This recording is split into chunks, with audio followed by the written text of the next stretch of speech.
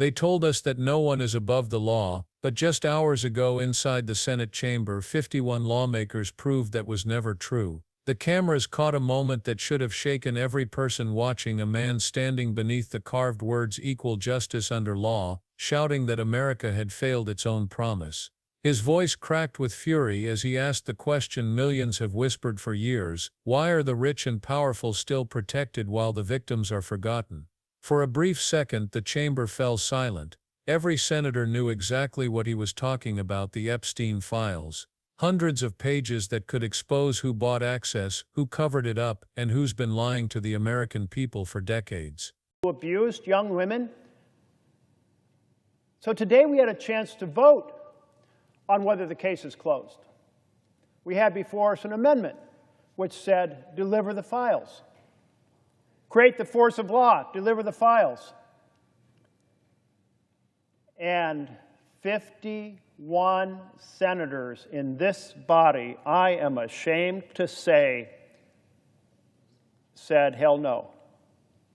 We want them kept secret. We want to protect the perpetrators. Why?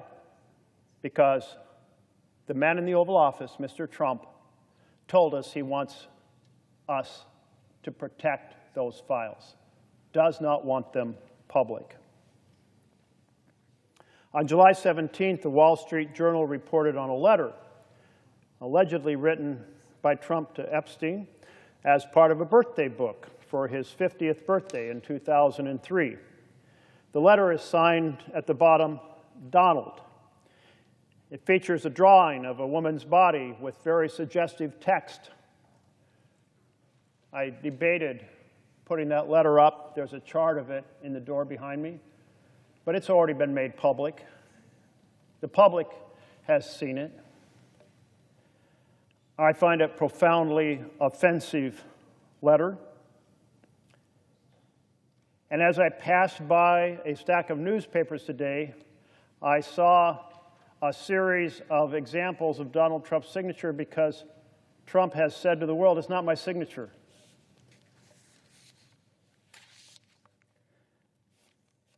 But of course, the experts say that's not true. The birthday book contains another photo of Mr. Epstein holding an oversized novelty check from DJ Trump for $22,500. What is that check for? Underneath the photo, taken in the 1990s, a handwritten note says, quote, Jeffrey showing early talents with money and women. Cells fully depreciated, and then there's a name of a woman who's been blocked out, to Donald Trump for $22,500.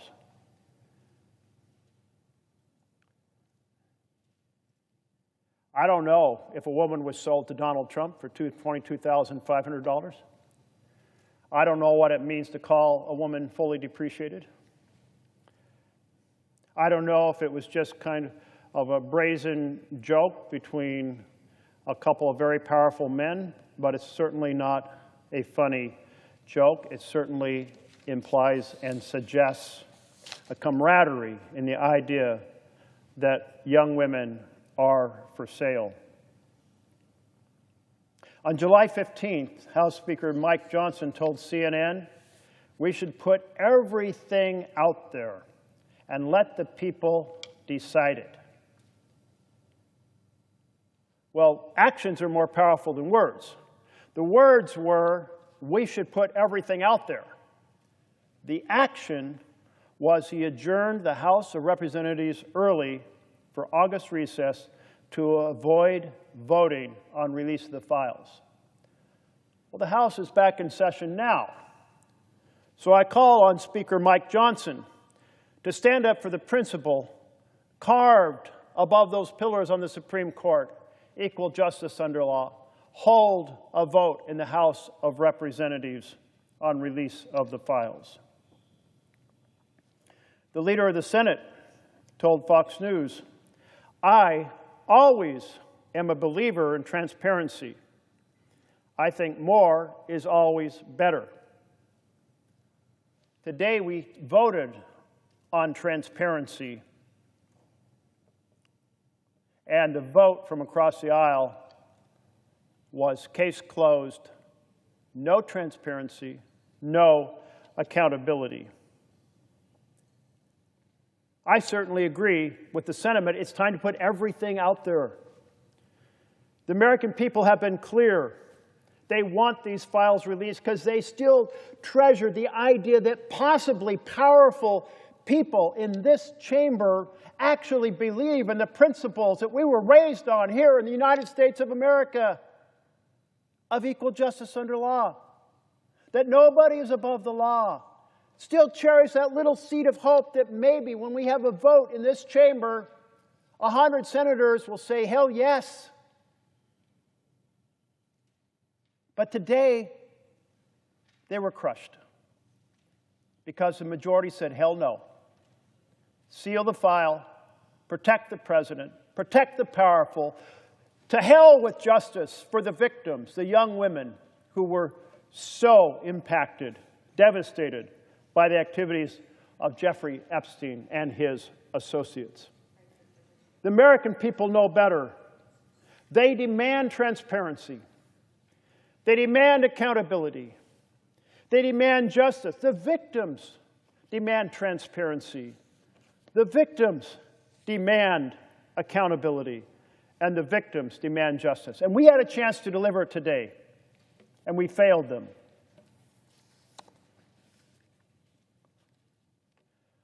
My bill, which was introduced as the amendment by Senator Schumer, requires the Attorney General to release all materials and records related to Jeffrey Epstein and Ghislaine Maxwell, including the flight and travel records, the names of individuals, the names of businesses and nonprofits and other organizations, any immunity deals, any non-prosecution agreements, any plea bargains, any settlements, internal Department of Justice communications about decisions to charge or not charge those involved, all communications about attempts to conceal information or documents, and any documentation related to Mr. Epstein's detention or death.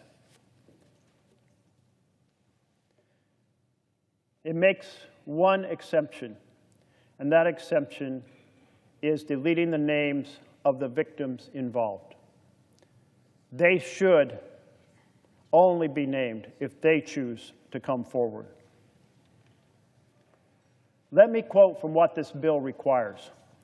No record should be withheld, delayed, or redacted on the basis of any of the following: embarrassment, reputational harm, political sensitivity, including any government official, public figure, or foreign dignitary. But it will redact names of the victims and underage witnesses, including their personally identifiable information, depictions of their abuse, or information that jeopardize an active federal investigation or national security. This was carefully crafted with the insights of law enforcement to hold people accountable and redact only what was necessary to protect either an ongoing investigation or to protect the victims. We had a chance to do the right thing today, and 49 senators said do the right thing, and 51 said no and tabled this bill. I hope my colleagues who voted to table the bill today will search their hearts and come back and say, bring it up again, because I want to be on the right side. I want to be on the right side of the principle. I want to be on the right side of the victims. I want to deliver on that little seed of hope that somehow, when push comes to shove, some powerful men in this chamber will hold other powerful men accountable. On behalf of every citizen who shares that vision across our country, who believes in the words carved above the Supreme Court, I and others will continue to press for accountability, for transparency, for justice.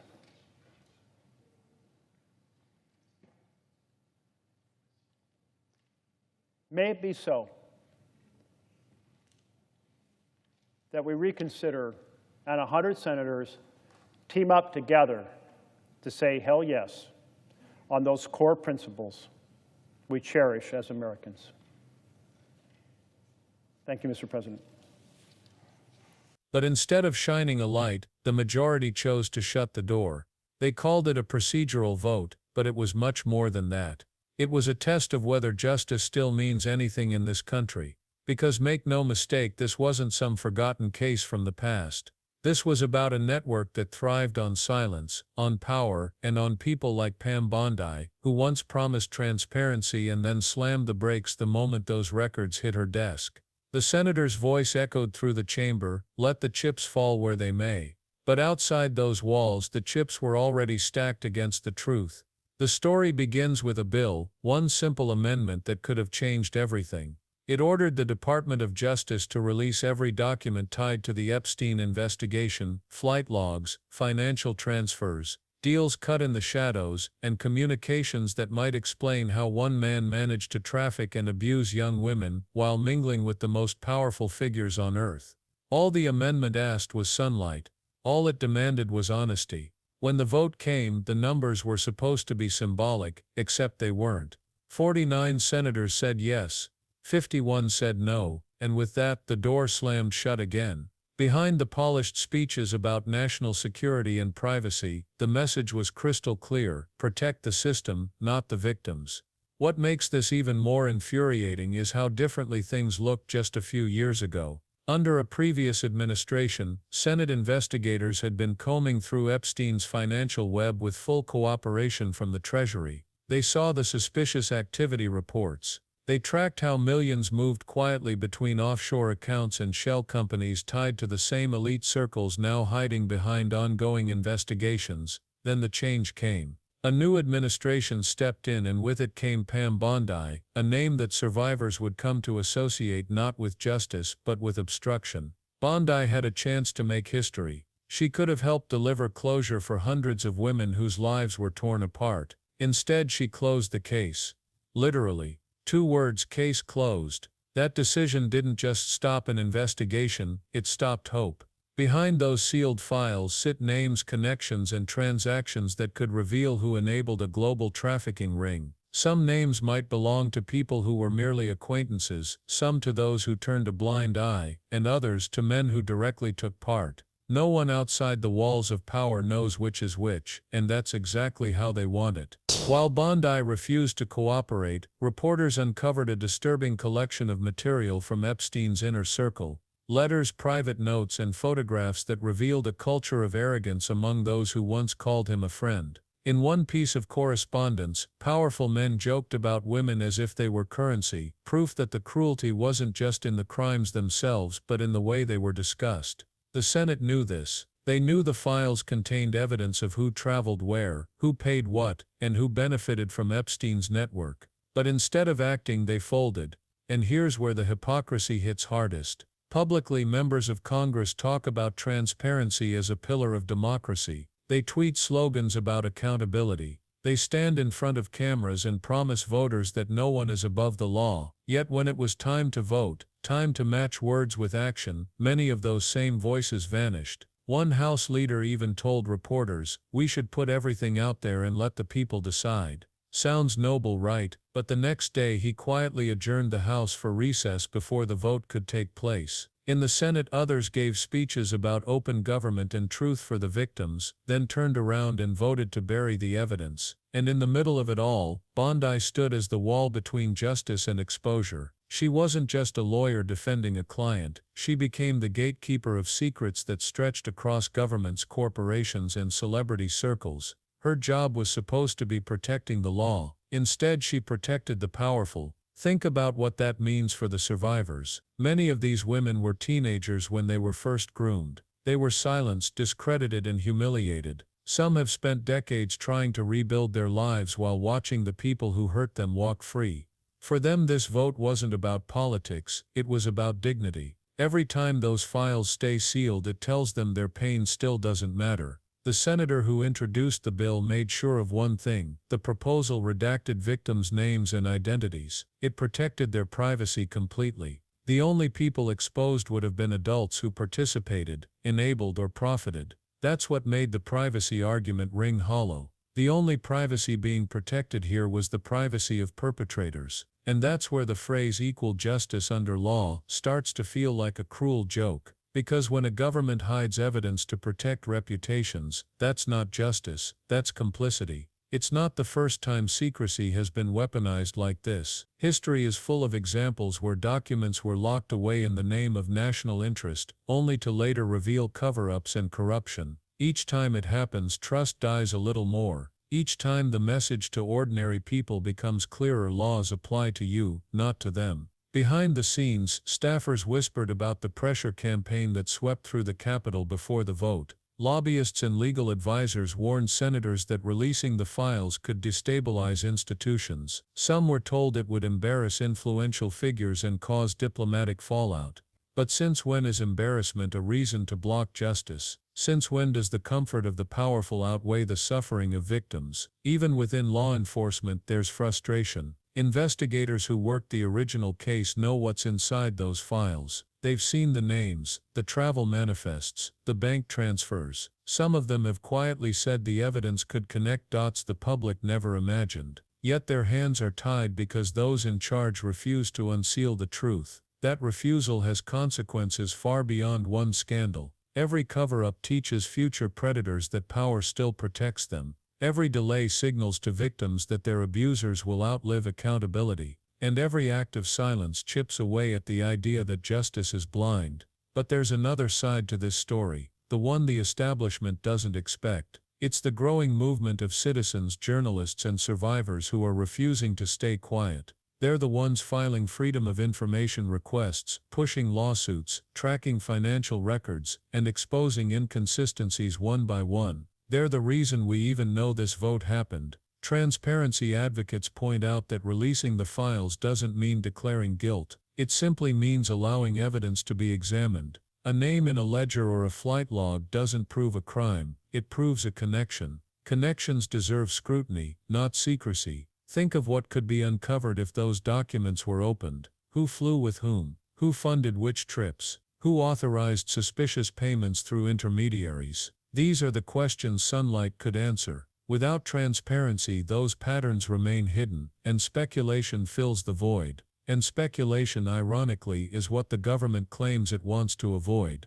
They say they fear misinformation, but hiding information only breeds more of it. When people are left in the dark, rumors become the only light they have. The senator who introduced the amendment understood this. That's why his proposal was crafted with precision: redact victims, protect ongoing cases, and release the rest. No more, no less. Nothing reckless, just the truth, responsibly revealed. But that balance was rejected in favor of a blanket seal. Imagine being one of those survivors watching the news that night. You see politicians argue for hours about protecting reputations while no one mentions your name, your pain, or your future. For many that's not politics, it's another form of trauma. And the cost doesn't stop there. Public faith in justice systems depends on transparency. When people believe the courts and Congress exist only to protect elites, the very foundation of democracy weakens. If citizens think accountability is reserved for the powerless, they stop believing in the rule of law altogether. That's the deeper danger of what happened on the Senate floor. It wasn't just one bad vote, it was another fracture in the idea that truth matters. Still, the story isn't over. Some lawmakers who voted no are already facing backlash from constituents demanding explanations. Advocacy groups are preparing petitions to reintroduce the amendment. Journalists are combing through financial disclosures and flight records from other sources, determined to fill the gap the government created. Every movement toward truth begins with pressure. And that pressure comes from people watching videos like this one, people who refuse to accept case closed as the final word. If you're still here watching, it means you care about accountability. So here's what you can do right now. Call your representatives, send an email, Tell them you support releasing the Epstein-related records with redactions only for victims and active investigations. Demand that transparency be the rule, not the exception. If you don't know what to say, start with this: I'm a constituent, and I believe the public has a right to know the full truth about how this case was handled. Justice means sunlight, not secrecy. Support survivor organizations that offer legal help and counseling to those affected by trafficking and exploitation. Share verified reporting from independent journalists who are following the money trail. The more light we shine collectively, the less room there is for darkness to hide. Because at the end of the day, this isn't just about one scandal, it's about the kind of country we want to live in. Do we accept a system where power protects itself, or do we demand one where truth protects everyone? The senator who stood on that floor wasn't just speaking for victims, he was speaking for anyone who still believes those 4 words carved in stone mean something real: equal justice under law. If those words still matter to you, then don't look away, don't let silence win again. Share this video so others can see what really happened behind the Senate doors. Leave a comment with your thoughts on how transparency can be restored. And if you believe that sunlight is the best disinfectant, hit subscribe, because this isn't the last cover-up we're going to expose. Justice delayed is justice denied, but together we can make sure it isn't denied forever.